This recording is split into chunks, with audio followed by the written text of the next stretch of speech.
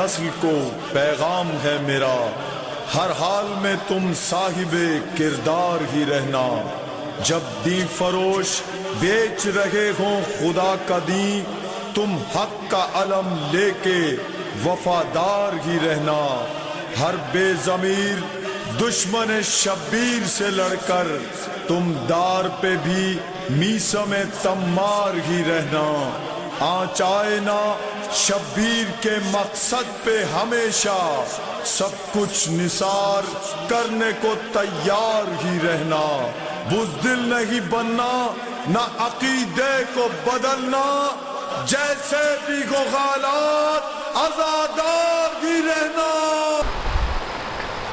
अऊज़ु बिल्लाहिस समीइल अलीम मिनश शैतानिर लईनिर रजीम। बिस्मिल्लाहिर रहमानिर रहीम। अल्हम्दुलिल्लाहि रब्बिल आलमीन वल आक़िबतु लिल मुत्तक़ीन वल जन्नतु लिल मुवह्हिदीन वन नारु लिल काफ़िरीन। अस्सलातु वस्सलामु अला अशरफिल अंबियाइ वल मुरसलीन सय्यदिना व शफीअना व नबीना व हादियना अबिल क़ासिम मुहम्मद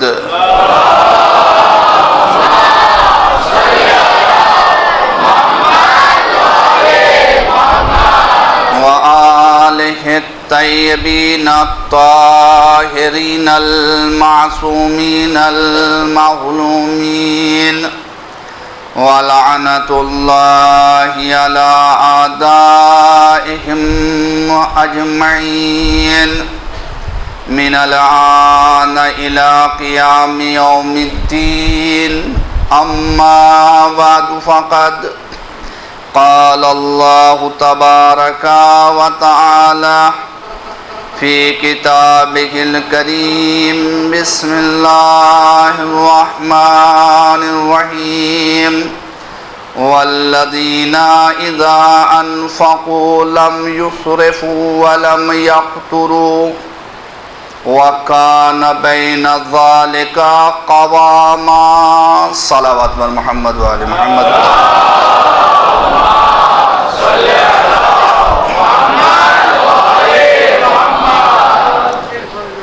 बुज़ुर्गान मोहतरम, बरादरान अज़ीज़, खालिक़ कायनात का शुक्र है और जितना शुक्र किया जाए कम है कि उसने ये मौका मरहमत फरमाया कि आज हम अपनी गुफ्तगू के 5वें मरहले में दाखिल हो रहे हैं। अल्लाह के ख़ास बंदों के सिफ़ात के उन्वान से गुफ्तगू जारी है और अब तक आप हज़रात की खिदमत में अल्लाह के ख़ास बंदों के 4 सिफ़ात बयान किए जा चुके हैं। आज 5वीं सिफ़त को आप हज़रात के सामने डिस्कस करना है। सूरह फ़ुरक़ान की ये मुसलसल आयतें हैं जिनमें अल्लाह ने इन सिफ़ात को बयान फरमाया है और आपकी बेहतरीन समाअतों के हवाले ये सिफ़ात किए जा रहे हैं। आज जिस सिफ़त को आप हज़रात के सामने बयान करना है उसके बारे में अल्लाह इरशाद फरमा रहा है, वल्लज़ीना इज़ा अनफ़क़ू लम युस्रफ़,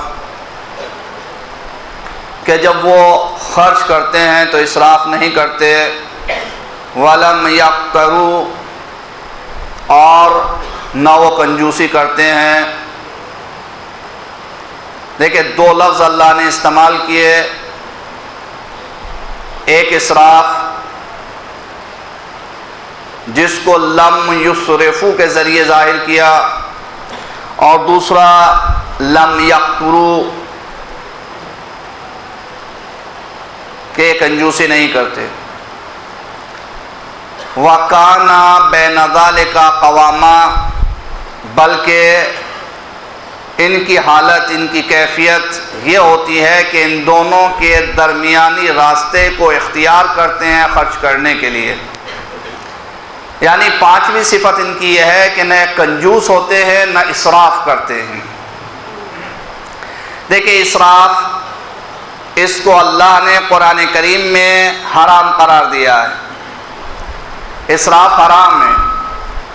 और इसी तरीके से कंजूसी की भी मजम्मत की गई है। यानी मोमिन की शान ये है, अल्लाह के खालिस बंदे की शान ये है, अल्लाह के ख़ास बंदे की शान ये है कि वो कंजूस नहीं होता।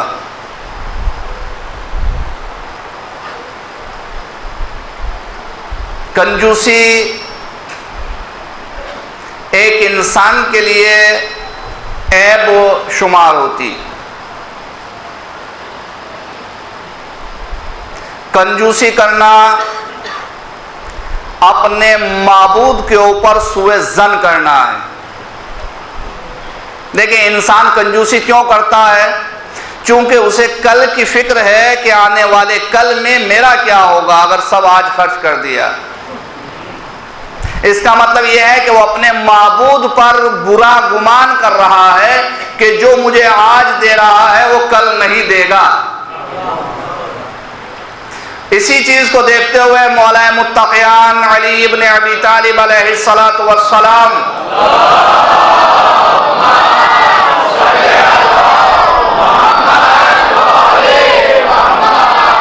ने इरशाद फरमाया कि मुझे ताज्जुब है कंजूस इंसान की जिंदगी पर कि वो दुनिया में फकीर बनकर के जिंदगी बसर करता है और आखिरत में हिसाब मालदारों वाला देगा। क्योंकि माल ज्यादा है, यहाँ खर्च नहीं करता है, यहाँ कंजूसी करता है। फटे कपड़े, फटा जूता, फटी टोपी, फटी शर्ट, फटा कोट, घूम रहा है ऐसे ही आजाद। कंजूस, खर्च नहीं करना। लेकिन जब इसके सिलसिले का आगाज होगा आखिरत में, तब ये अपने पूरे माल का हिसाब वहां पर देगा। हजरत इमाम हसन अस्करी अलैहिस्सलातु वस्सलाम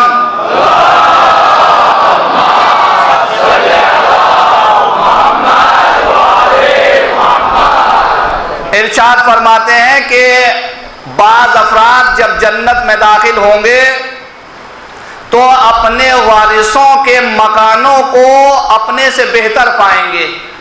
नहीं सुने मेरे जवान भाई, सुने इसको। अपने वारिसों के, अपने औलाद के मकानों को जन्नत में अपने से बेहतर पाएंगे।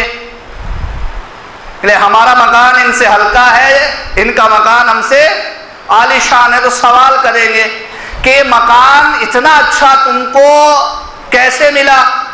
तो उनकी औलाद उनको जवाब देगी, वो वारिस उनको जवाब देंगे कि जो माल तुम छोड़ कर के गए थे, तुम्हारे मरने के बाद हमने उसको राह खुदा में खर्च किया। देखिए, अब देखिए माल जमा किसने किया, मेहनत किसने की, मजा कौन ले रहा है? लिहाजा बेहतर यह है कि इंसान अपनी इस दुनियावी जिंदगी में हर उस मकाम पर खर्च करे जहां पर अल्लाह ने, शरीयत ने खर्च करने का हुक्म दिया है, वहां कंजूसी ना करे। देखिए, कंजूस इंसान जब अपनी कंजूसी पर आता है तो दूसरे के खर्च को देख करके भी कंजूसी करता है। देखिए, मौला मुत्तक़ियान अली इब्न अबी तालिब अलैहिस्सलातु वस्सलाम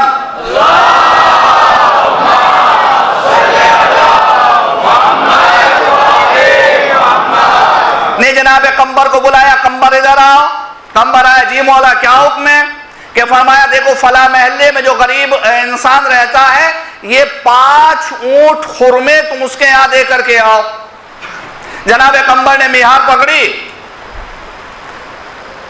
5 ऊंटों को लेकर के चले, उनके ऊपर खुरमे ला दे। बराबर में जो पहला बैठा हुआ था वो बेचैन, कभी इधर पहलू बदल रहा है, कभी उधर। मौला ने फरमाया कुछ कहना चाहते हो? देखिए, मैंने रात भी एक जुमला कहा था कि वो इमाम ही नहीं है जो इंसान के ज़हन और दिल को ना पढ़ ले। ये बेचैन था तो इमाम समझ गए कि इसकी बेचैनी क्या है। फरमाया कुछ कहना चाहता है? कहा मौला कुछ कहना चाहता हूं। कहा क्या कहना चाहता है? कहा मौला ये जो आपने 5 ऊंट खुरमे के उसके यहां भिजवाए हैं, उसको 5 की जरूरत नहीं है, उसका 1 में काम चल जाएगा, उसका 1 में काम चल जाएगा। मौला मुस्कुराया, मुस्कुराने के बाद फरमाया खुदा तुझ जैसे लोगों को मोमिनीन के दरमियान ज्यादा न करे, खर्च मैं कर रहा हूं, कंजूसी तू कर रहा है। कंजूस नहीं होना चाहिए इंसान को। अल्लाह का खास बंदा कभी भी कंजूस नहीं होता, बल्कि वो अपने दोनों हाथों से खर्च करता है। और खास तरीके से अब लोग हमारे ऊपर एतराज करते हैं, जनाब आलिकत आप आजादारी पर इतना खर्च करते हैं, 1400 साल हो गए, इतनी दौलत आप आजादारी पर लुटाते हैं, ये इसराफ है। आजादारी पर खर्च करना इसराफ नहीं है, चूंकि आजादारी खैर है, आजादारी खैर है। आज लोग कहते हैं आजादारी पर इसराफ हो रहा है, नहीं, आजादारी खैर है। और पैगंबर इस्लाम की हदीस है ला इसराफ फिल खैर, खैर में कोई इसराफ ही नहीं है, चाहे जितना खर्च कीजिए। ये जो हम आजादारी कर रहे हैं ये हमारी पहचान है। आजादारी हमारी वजह से जिंदा नहीं है, आजादारी हमारी वजह से जिंदा नहीं है, हम आजादारी की वजह से जिंदा है। आज जो पूरी दुनिया में हमारी शनाख्त है, आज जो पूरी दुनिया हमें पहचानती है, आज जो पूरी दुनिया हमें जानती है, आज जो पूरी दुनिया में हमारा डंका बजता है, आज जो पूरी दुनिया में हमारा नाम लिया जाता है, उसकी वजह यह है कि हम हुसैन के अज़ादार हैं। हमारी दर्शगाह करबला करबला, हक का सीधा रास्ता करबला करबला, और मोहम्मद वाले मोहम्मद सल्लल्लाहु अलैहि।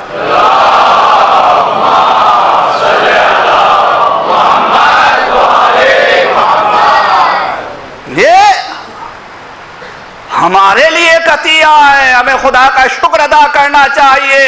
हर रोज 2 रकत नमाज शुक्राने की पढ़नी चाहिए कि माबूद तेरा शुक्र है, तूने हमें आजादार खानदान में पैदा किया है।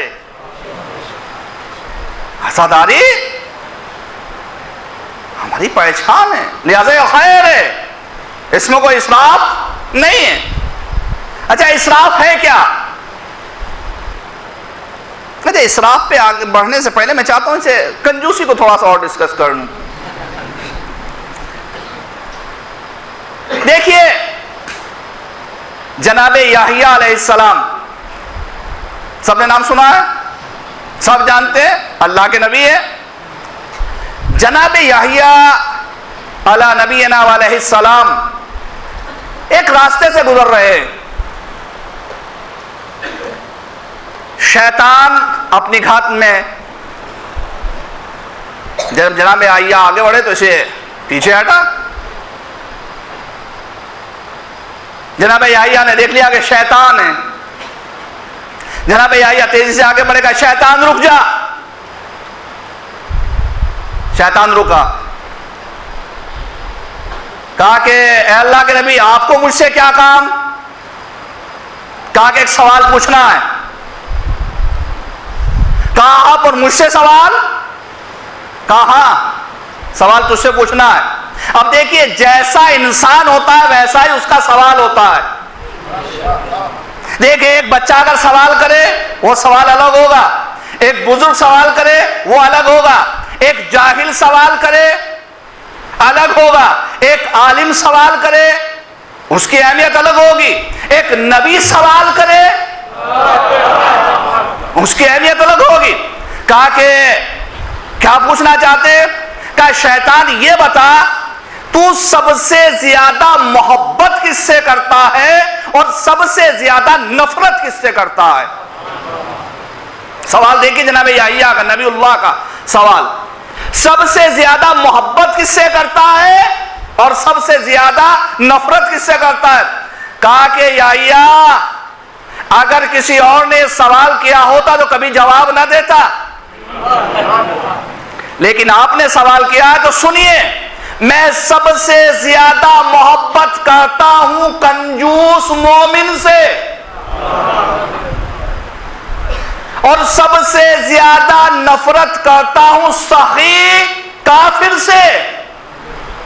जनाब याहिया ने कहा, अच्छा तू कंजूस मोमिन से सबसे ज्यादा मोहब्बत करता है? कहा, और नफरत का सही फासिक व काफिर से? कहा, वजह बता सकता है? कहा हाँ, इसकी वजह है, इसका रीजन है। कहा वो रीजन क्या है?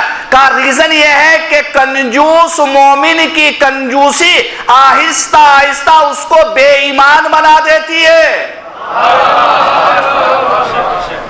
और काफिरों फासिक की सखावत आहिस्ता आहिस्ता उसको ईमान के रास्ते पर ले आती है। कैसे अर्ज करूं? देखें, पैगंबर इस्लाम हजरत मोहम्मद मुस्तफा सल्लल्लाहु अलैहि वसल्लम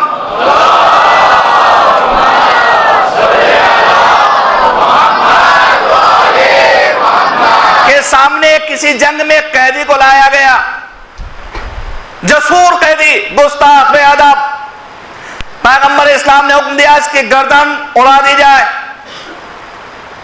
मुसलमान पकड़ करके चले, इतने में जिब्राइल नाजिल हो गए, अल्लाह के रसूल इसे कत्ल न करना। कहा जिब्राइल क्यों? कहा अल्लाह ने फरमाया एक सखी इंसान है और अल्लाह को इसकी सखावत पसंद है। पैगंबर इस्लाम ने कहा, आवाज दी, रुक जाओ, रुके, मेरे पास लेकर के आओ। पैगंबर इस्लाम की खिदमत में लेकर के आए। आपने पूछा तेरा नाम क्या है? कहा मेरा नाम ये है। कहा जा, मैंने तुझे आजाद किया। आप मुझे कत्ल नहीं करेंगे? कहा नहीं। कहा क्यों? कहा कि मुझे अभी मालूम हुआ कि तू एक सही इंसान है, तू एक सही इंसान है, इसलिए तुझे कत्ल नहीं करूंगा। कहा कि आपके दीन इस्लाम में सखावत को इतना ज्यादा पसंद किया जाता है? कहा कि हाँ। कहा आगे हाथ बढ़ाइए। पैगंबर इस्लाम ने आगे हाथ बढ़ाया। इसने कहा अशहदु अल्ला इलाहा इल्लल्लाह अशहदु अन्ना मुहम्मदर रसूलुल्लाह।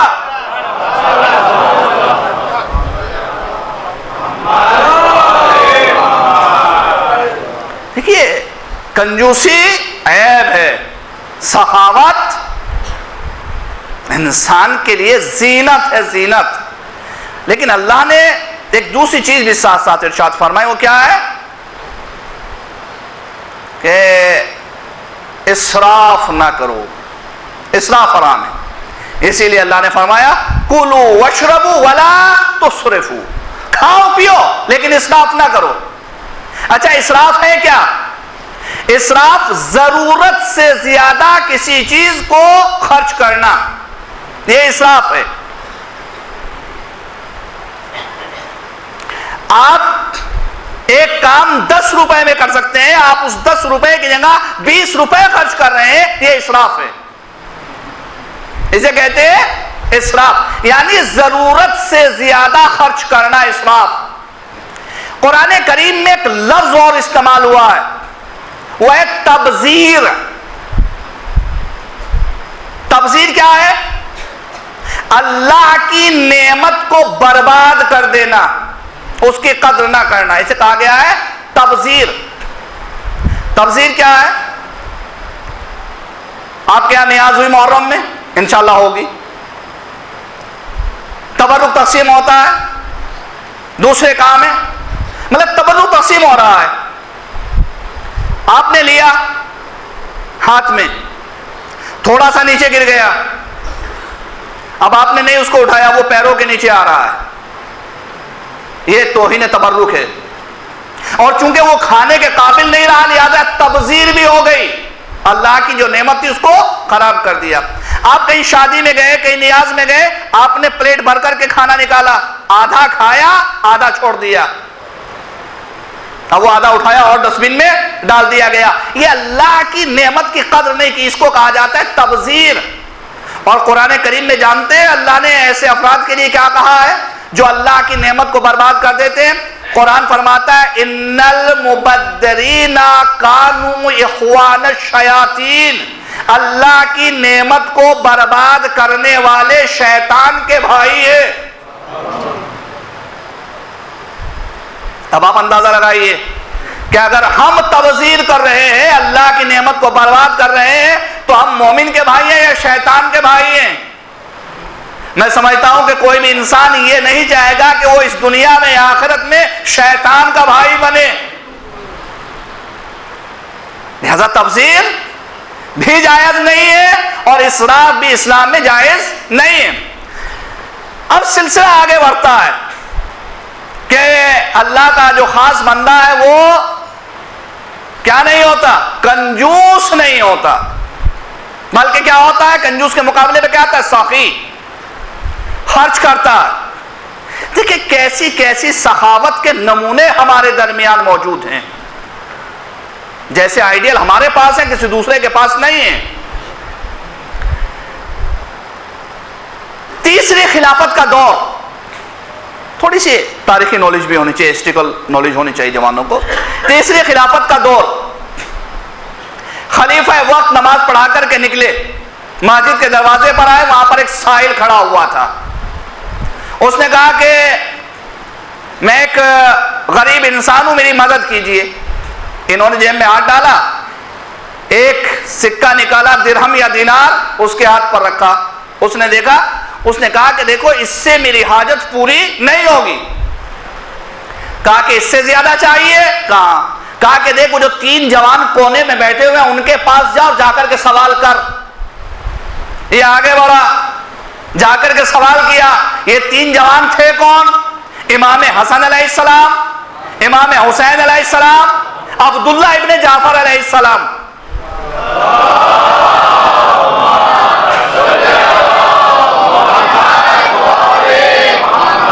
ये जिक्र इलाही में वहां पर मशगूल थे। इसने जाकर के सवाल किया। इमाम हसन अलैहिस्सलाम ने 50 दिरहम निकाले, इसके हवाले किए, बढ़ा इमाम हुसैन की तरफ। उन्होंने अपने बड़े भाई के एहतराम में एक कम कर दिया, उन्होंने 49 दिरहम इसको दिए। उसके बाद ये बढ़ा जनाब अब्दुल्लाह की तरफ। उन दोनों इमामों के एहतराम में इन्होंने 1 दिनार या दिरहम जो भी था वो कम किया, उन्होंने 48 यानी 50 दिरहम इमाम हसन ने, 49 दिरहम इमाम हुसैन ने, 48 दिरहम जनाब अब्दुल्लाह ने। ये अपना कासा भर करके खुश होता हुआ चला, दरवाजे पर आया। अभी तक खलीफा खड़े हुए गुफ्तगू कर रहे थे। जब इसको खुश खुर्रम आते हुए देखा तो कहा काम हो गया। कहा कि इतना दिया है। कहा कि मैंने इसीलिए तो भेजा था चूंकि इनसे ज्यादा सखी पूरे मदीने में कोई नहीं है। बस एक जुमला कहने को दिल चाहता है, लक़ब का गनी होना और बात है, दिल का गनी होना और बात है।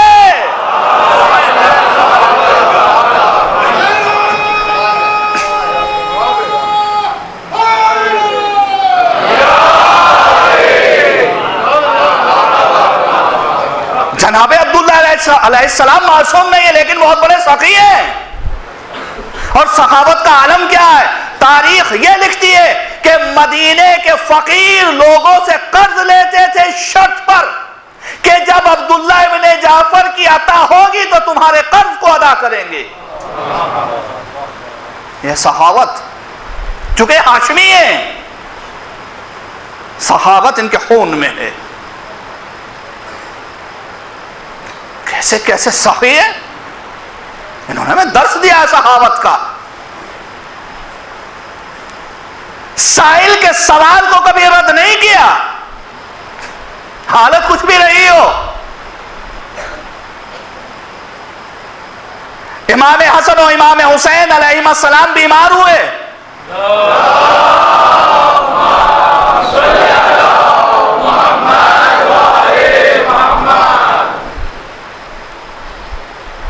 पैगंबर इस्लाम हजरत मोहम्मद मुस्तफ़ा सल्लल्लाहु अलैहि वसल्लम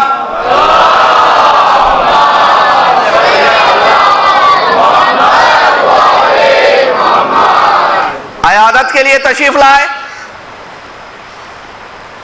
दोनों बच्चों को देखा, फौरन मशवरा दिया कि ऐसा है, तुम नज़र करो 3 रोज़ों की, बच्चे इंशाल्लाह सेहतियाब हो जाएंगे। नज़र की किस किस ने? मौलाए कायनात ने, शहजादी कौनैन ने, घर की कनीज फिजा ने। देखे, कनीज हो तो ऐसी हो जो हर मंजिल पर साथ दे, वफादार हो।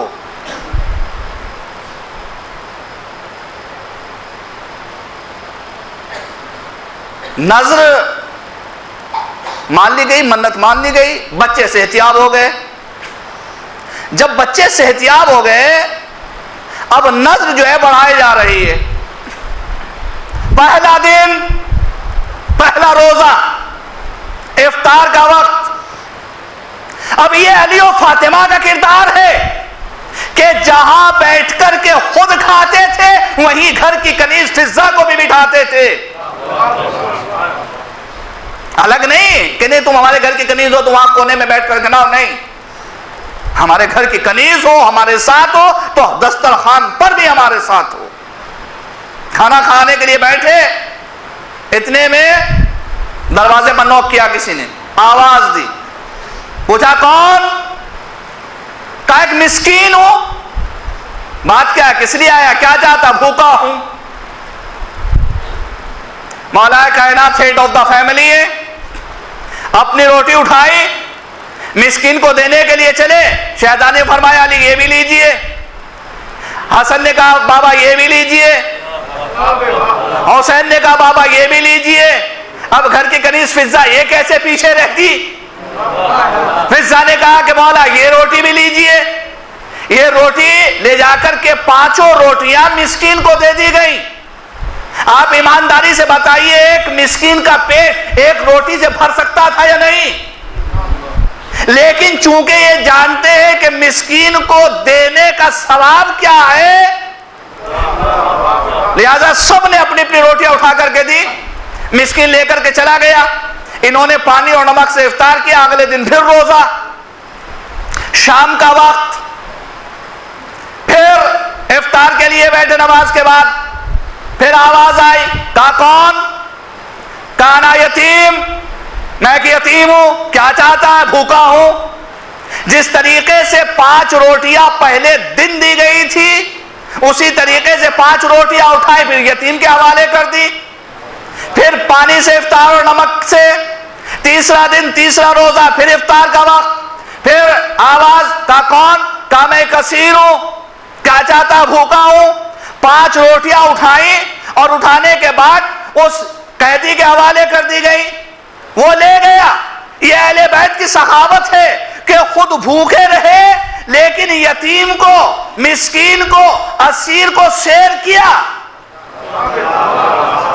खुद भूखे रहे लेकिन इनको शेयर किया। अच्छा, यहां से तो रोटियां चली गई, इन्होंने इशार किया। अल्लाह ने इशार का बदला क्या दिया? अल्लाह ने इशार का बदला दिया सूरह दहर। रोटियां इन्होंने मिस्कीन को, यतीम को, असीर को दी। बदला किसने दिया? अल्लाह ने। अच्छा, मजे की बात यह कि ये रोटियां ले गए, जाकर के शेर हो गए, अपनी भूख को इन्होंने मिटा लिया। अल्लाह ने बदले में क्या दिया अहले बैत को? सूरह दहर। अच्छा, सूरह दहर में कितनी आयत? बिस्मिल्लाह के साथ, चूंकि हमारे यहां बिस्मिल्लाह जो है सूरह का जुज है। अगर बिस्मिल्लाह को काउंट करें तो आयत कितनी है? 32। काउंट करते रहिए मेरे साथ। अब आप, आयत कितनी है? 32। 3 दिन तक रोटियां कितनी गई? 5-5 करके 15 रोटियां, 15 रोटियां गई। बदले में अल्लाह ने कुरान करीम की 32 आयत अहले बैत को दी है। अब कैलकुलेट कीजिए कि एक रोटी के बदले में कुरान करीम की कितनी आयत आई? 2 पॉइंट सम। अच्छा, अगर शहजादी कौनैन अपने हाथ से तैयार करके एक रोटी किसी यतीम को, किसी मिस्कीन को, किसी कैदी को दे दे, तो अल्लाह उसके बदले में कुरान करीम की 2 आयत से कुछ ज्यादा शहजादी को अता करता है। ये शहजादी की एक रोटी का असर और कुरान करीम की एक आयत का वजन आप जान सकते हैं कितना है? आइए आपको बताता हूं, मेरे जवान भाई सुने कि कुरान करीम की एक आयत का वजन कितना है। मिस्र का बाजार, अजीज मिस्र जनाबे यूसुफ को खरीदना चाहता है। तय ये पाया कि यूसुफ के वजन के बराबर सोना दिया जाएगा। मैदान में तराजू कायम की गई, मीजान कायम की गई। एक पलड़े में जनाबे यूसुफ अलैहिस्सलाम को बैठाया गया, दूसरे पलड़े में खजाना माल ला करके डाला जा रहा है। गुलाम ला रहे हैं, खजाने से माल निकाल निकाल करके डाला जा रहा है, लेकिन जनाबे यूसुफ अलैहिस्सलाम इनका पल्ला अपनी जगह से हिलता ही नहीं। जब बार बार गुलाम माल ला रहे हैं, अजीज मिस्र देख रहा है परेशान, का इतना माल कहां ले जा रहे हो? कहा कि आप ही ने तो हुक्म दिया है कि उस गुलाम के बराबर सोना दिया जाए। कहा कि तुम इतना माल ले गए, अभी तक उसका वजन पूरा नहीं हुआ। कहा कि अभी तो उसके पलड़े को जुम्बिश भी नहीं हुई। अच्छा, अजीज मिस्र खुद उठ करके आया, देखा इतना माल और यूसुफ के पलड़े को जुम्बिश नहीं, पसीना आ गया। जनाबे यूसुफ ने इसकी परेशानी को भांपा, कहा क्या बात है? कहा मसला यह है कि खजाना खाली हुआ जा रहा है, लेकिन आपके पलड़े को जुम्बिश नहीं हो रही है। मैं कहूंगा अजीज मिस्र, तू नहीं जानता, लेकिन ये इलाही नुमाइंदा है।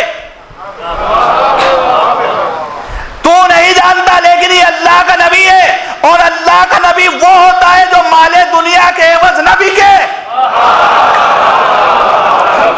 जो माले दुनिया में बिक जाए वो नबी नहीं है। माले दुनिया के एवज नहीं, नहीं, नबी का मकाम तो बहुत बुलंद है। माले दुनिया के एवज तो कभी सच्चा आलिम भी नहीं बिकता, कभी नहीं बिकता। यही तो वजह है कि सुपर पावरें थक गई खर्च करते करते कि किसी एक को तो खरीदे, लेकिन कुछ असर नहीं हुआ। जो सच्चा है वो अपनी जगह पर बाकी है। जनाब यूसुफ ने कहा, अच्छा अगर ये चाहता है कि मेरे पलड़े को जुम्बिश हो तो एक काम कर। सुने मेरे जवान भाई, कहा क्या? कहा कि सोने को खाली करा, इसे निकाल दे और कागज और कलम मांगा। अजीज मिस्र ने फौरन अपने गुलाम से कहा, जाओ कागज और कलम लेकर के आओ। कागज और कलम आया, जनाब यूसुफ के हवाले किया गया। जनाब यूसुफ अलैहिस्सलाम ने लिखना शुरू किया। अब मैं कहूंगा, यूसुफ तुम पर मेरा सलाम, यूसुफ तुम पर मेरा सलाम। अरे बड़े खुशकिस्मत हो, बड़े खुशकिस्मत हो, तुमने काफी से कागजों कलम मांगा, मिल गया।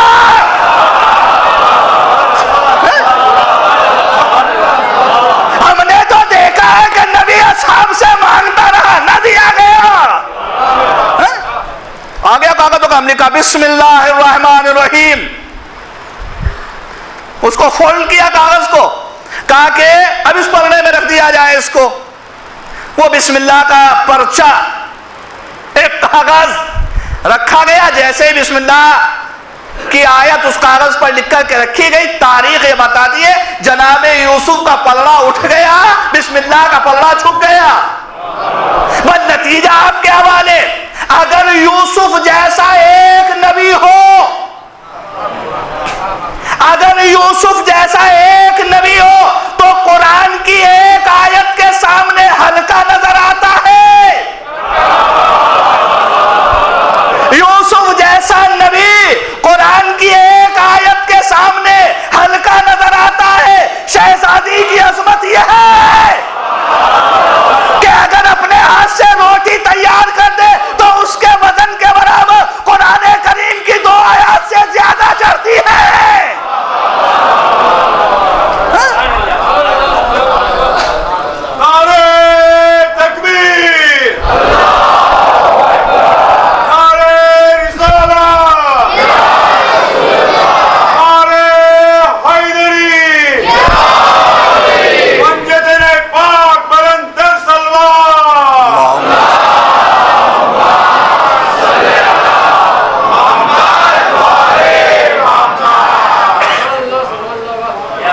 4 रोटियां इन्होंने यतीम को दी, मिस्कीन को दी, असीर को दी।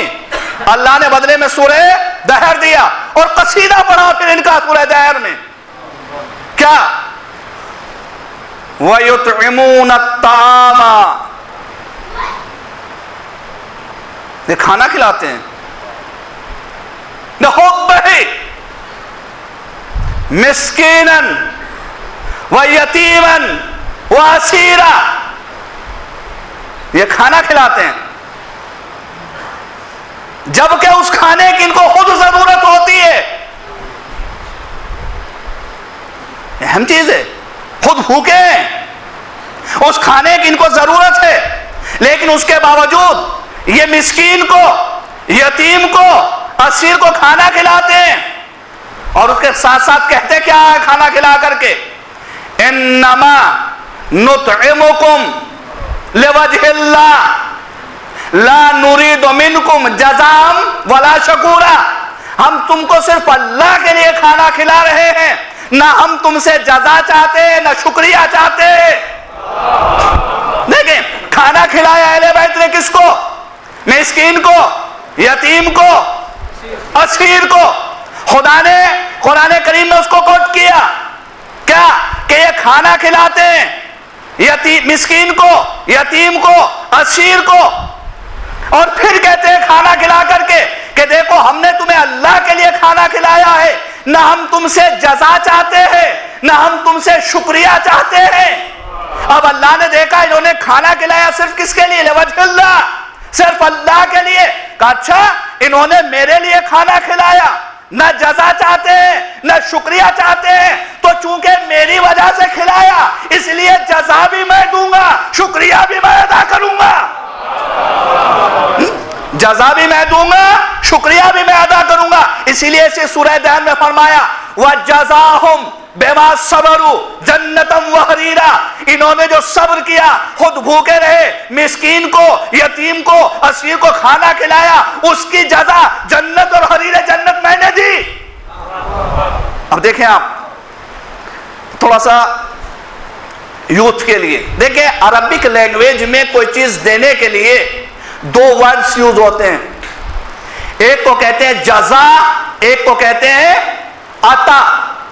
जजा में और अता में फर्क है, चीज मिलती है जजा के जरिए भी, चीज मिलती है अता के जरिए भी, लेकिन दोनों में फर्क है। इस फर्क को थोड़ा सा एक्सप्लेन कर दूं आपके लिए, उसके बाद की मंजिल फिर आगे तय होगी इंशाअल्लाह। देखें एक बच्चे ने बहुत अच्छा नोहा पढ़ा, अता बता रहा हूं पहले, अता क्या है, अता किसे कहते हैं। एक बच्चे ने बहुत अच्छा नोहा पढ़ा, आप बहुत खुश हुए, आपने एक पेन लिया और उस पेन को उसको अता कर दिया, तुमने बेटा बहुत अच्छा नोहा पढ़ा, देखो इस कलम से, इस पेन से जो है अपने नोहे लिखना, दे दिया, ये उसके पास चला गया, उसका हो गया। अगले रोज आप उस एक गली से गुजर रहे थे, आपने देखा कि वही बच्चा जो रात बहुत अच्छा नोहा पढ़ रहा था खड़ा हुआ गालियां दे रहा है। कहेंगे यहां तो ये मिस्टेक कर रहा है, गलती कर रहा है। कहा कि मैं तो तुम्हें बहुत अच्छा समझता था, तुम तो बहुत गंदे निकले, तुम तो गालियां दे रहे हो, गलती कर रहे हो, लाओ वो पेन जो रात मैंने दिया वापस करो। उसने पेन वापस कर दिया। यह है अता। अच्छा जजा क्या है, आपने अपने घर पर एक मजदूर को बुलाया काम करने के लिए, 200 रुपीज उससे तय हुए, उसने पूरे दिन अपने घर, आपके घर पर काम किया, शाम में वो जाने लगा काम पूरा करके, आपने 200 रुपीज निकाले उसके हवाले किए, वो चला गया लेकर के। अगले दिन आप सुबह को जा रहे थे, वो भी खड़ा हुआ गालियां दे रहा था, वो भी खड़ा हुआ गालियां दे रहा था। अब आप ईमानदारी से बताइए कि आप उससे कहेंगे कि वो 200 रुपए वापस कीजिए जो मैंने कल दिए थे। भाई आपने दिए, वापस ले लीजिए। कहा नहीं ये वापस नहीं होंगे। कहा क्यों? कहा कि ये इसके काम की जजा है, ये इसके काम की जजा है। इसका मतलब ये कि अता में और जजा में फर्क ये है, जो चीज अता में मिलती है वो वापस ले ली जाती है, जो चीज अता में मिलती है वो वापस ले ली जाती है, जो चीज जजा में मिलती है वो उसकी मिल्कियत होती है, कभी बस नहीं होती। अब अल्लाह ने यहां पर फरमाया वह जज़ाउम बिमा सबरू जन्नतम व हरीरा। भाई अहले बैत को अल्लाह ने जन्नत जज़ा में दी है, अता में नहीं दी। नहीं जुमला कहो, आदम को पहली मर्तबा जन्नत अता में मिली थी, निकाल दिया गया।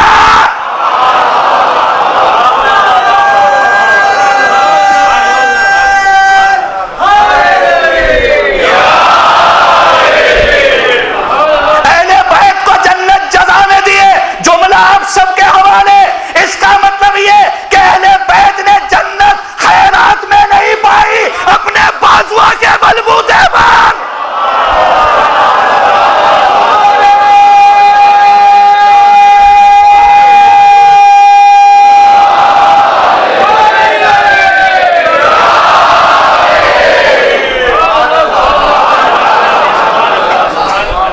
अच्छा, ये हो गई जज़ा। अहले बैत ने क्या कहा था जब रोटियां दी? इन्नमा नुतइमुकुम लिवजहिल्लाह, हम तुमको खाना खिलाते हैं सिर्फ अल्लाह के लिए। ला नुरीदु मिनकुम जज़ा वला शकूरा, ना हम तुमसे जज़ा चाहते ना तुम्हारा शुक्रिया चाहते। तो अल्लाह ने जज़ा दे दी, अब शुक्रिया का क्या हो? आगे चलिए फिर यही सूरह दहर आगे चलकर के अल्लाह ने इरशाद फरमाया इन्ना हाज़ा काना लकुम जज़ाम व काना सय्युकुम मशकूरा। ये जन्नत जो हमने दी है तुम्हारे लिए जज़ा है, और तुमने जो कोशिश की इसके लिए हम तुम्हारे मशकूर हैं, शुक्रिया अदा हो रहा है। इन्ना हादा काना लकुम जज़ा, ये जन्नत तुम्हारे लिए क्या है? जज़ा है, जो काम तुमने किया उसका बदला, उसका रिवार्ड है।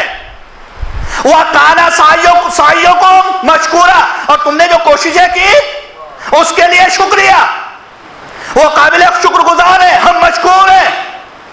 अच्छा, शुक्रिया क्यों अदा किया? थोड़ा सा एक्सप्लेन। भाई ये शुक्रिया क्यों अदा किया अल्लाह ने? जब जज़ा दे दी तो शुक्रिया कैसा? ये मेरे जवान भाई बेदार हो जाएं, ये अफराद जो सामने बैठे ये भी मेरे साथ हो जाए, इंशाल्लाह महसूस होंगे। ये जज़ा देने के बाद शुक्रिया कैसा? एक मिसाल आपके सामने पेश करूं। आपके यहां बेटे की शादी हुई, आपने आपके लिए एक आलिम दीन को बुलाया, आलिम दीन आपके यहां तशरीफ लाए, बेटे का निकाह पढ़ा। निकाह पढ़ने के बाद जब जाने लगे आपने 5,000 रुपए लिए, एक एनवलप में रखे, मौलाना ये आपके लिए।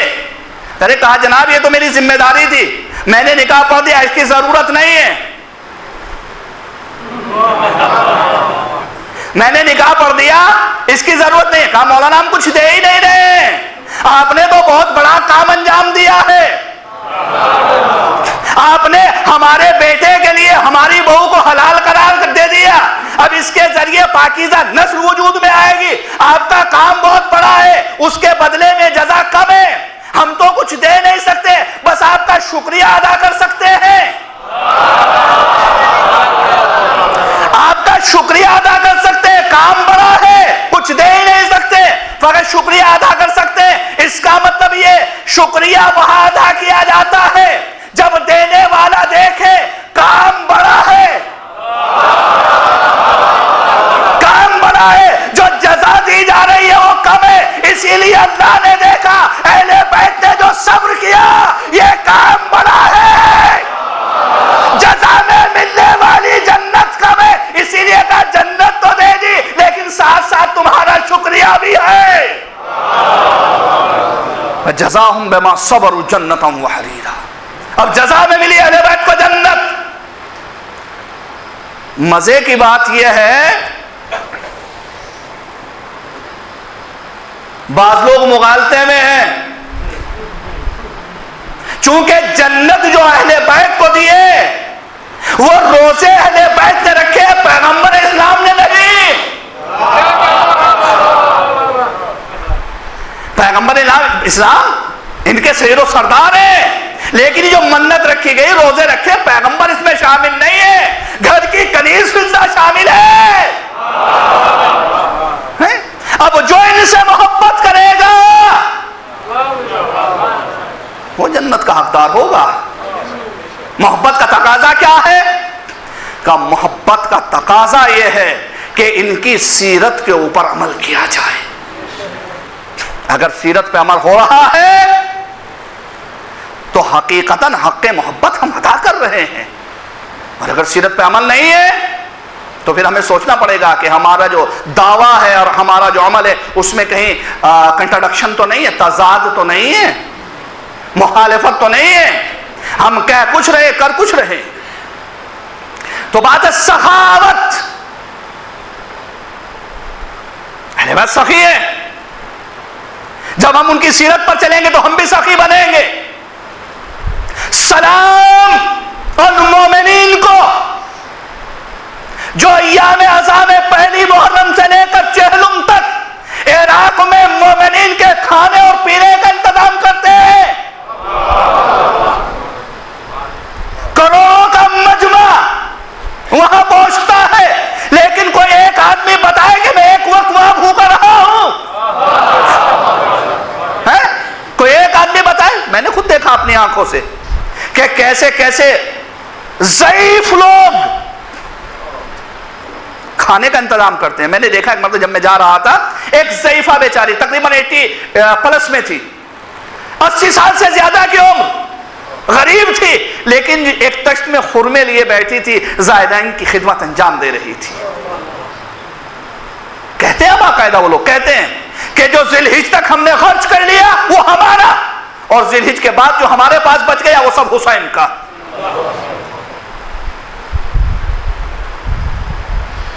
आज दुनिया में जितना ज्यादा खर्च आजादारी पर होता है, किसी भी दीन में, किसी भी मजहब में, किसी भी मिल्लत में, इतना खर्च किसी भी रिलीजियस ओकेजन पर नहीं होता।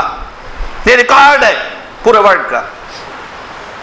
अच्छा, हमने आजादारी की, हुसैन ने बदले में क्या दिया? हुसैन ने बदले में अपने लहू से करबला की खाक को खाके शिफा बना दिया। अभी मसाइब की मंजिल में नहीं हूं, चंद जुमले कहूंगा, उसके बाद मसाइब की तरफ आऊंगा।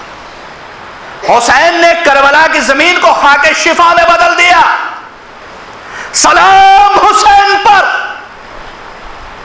हर मर्ज की दवा खाके शिफा, हर मर्ज की दवा खाके शिफा, अगर असली है। लेकिन इस खाके शिफा का कमाल है, हुसैन ने इस खाके शिफा को मेडिसिन बना दिया कयामत तक के लिए। अच्छा, दुनिया में जो दवाएं बनती है, मेडिसिन बनती है, जितनी भी मेडिसिन बनी है, एक दवा, एक मेडिसिन एक मर्ज के लिए, एक बीमारी के लिए, लेकिन हुसैन ने जो मेडिसिन बनाई उसका कमाल यह है कि मर्ज चाहे कोई भी हो, इसको ले लो, शिफा हासिल हो जाएगी। अच्छा, दूसरी चीज जो अहम है हमारे लिए,